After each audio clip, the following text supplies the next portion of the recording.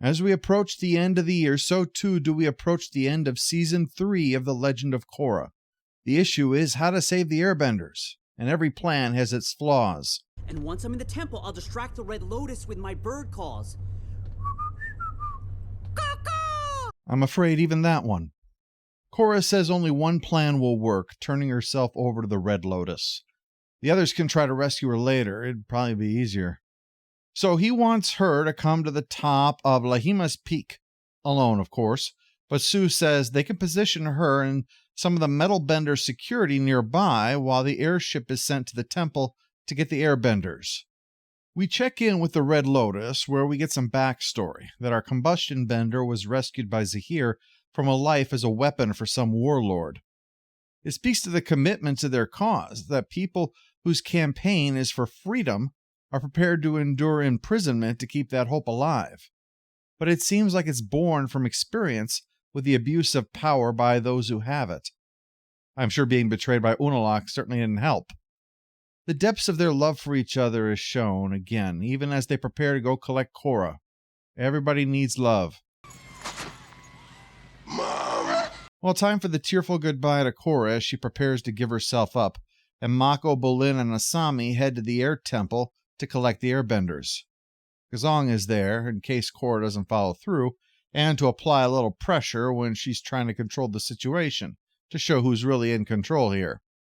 As soon as Korra's locked in platinum restraints, Zahir gives the word. Fooled you! This bites them in the ass, because instead of going along quietly, Korra is as loud as she normally is.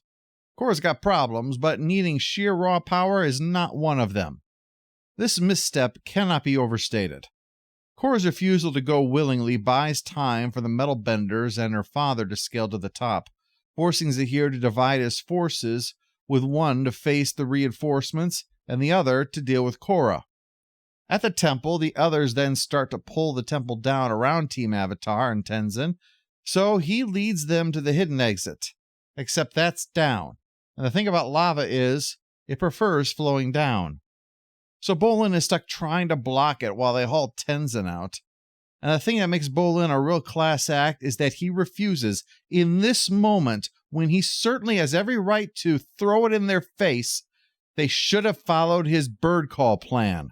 Korra's dad takes on Zahir, but as good as he is, Zahir is better, and blows him over the side of the cliff. With the metal benders taken down, it's just Beifong and Sue. So Beifong provides the distraction so that Sue can... Oopsie! Like I said, the mistake cannot be overstated. While there's no guarantee that they could have gotten away, if Korra had come along quietly, because they were keeping their word, the transfer would take time, so it wasn't as if she could resist the moment Gazong freed them, as he could almost certainly lava bend most of them before they got to the airship. So if Korra had come along quietly, they'd have likely been in the air by the time the others came up the side of the mountain. He would have had the advantage up there because he'd be fighting in his element, and she would have been able to utilize the high ground of the airship to blast away at them. Now, besides the emotional effect of her death, it's a strategic disadvantage to lose your heaviest hitter. Instead, said airship is floating away, and while Korra is subdued, he's not flying there carrying the Avatar with his little kite thing. With the sisters now ready, it looks like he's cooked too, except he's studied the ways of the great Guru Master, Rainbow Dash.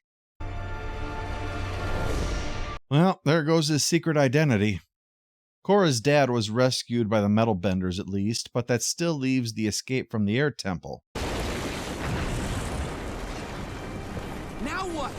If it was me, I'd have added, what are we supposed to do? Fly? And then have Zahir zip by. But this is Bolin's moment.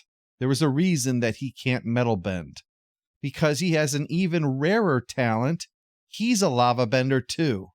Oh yes. There's a number of theories of why he can do this, but personally, I think of when Iroh explained to Zuko that by studying waterbenders, by the way that they could channel and redirect, he could incorporate their technique into his own to redirect lightning strikes. As Bolin watched his firebending older brother, whose technique involves the flow of energy, I think that it's possible that firebending influenced his earthbending, which is why he can lava bend but not metal bend. It's given him a spiritual perspective that is more energetic and less particulate, if you follow. Kai spots them on his baby air bison, and they all pile aboard the poor little thing to finally escape, while the rest are treating their wounded. Thank you, Captain. You can call me Kuvira. Nah, no names. I'm sure you won't be important enough to remember. After coming in for a landing, Kai eventually is allowed to share that he's seen where the Airbenders were taken, and Korra is likely to be there or close by. I mean, it's not like the Red Lotus have a huge roster. They have a few extra flunkies there, but that's likely it. It certainly wasn't a big enough force to even attempt to rescue any of them while they're in prison. Before they head out for the final confrontation, Mako takes the opportunity to mend fences with Kai, but they better hurry, as that doesn't look good. Bring the poison. There's 3 words that rarely end well. What do they mean? We'll find out tomorrow with the final episode of Season 3, Venom of the Red Lotus.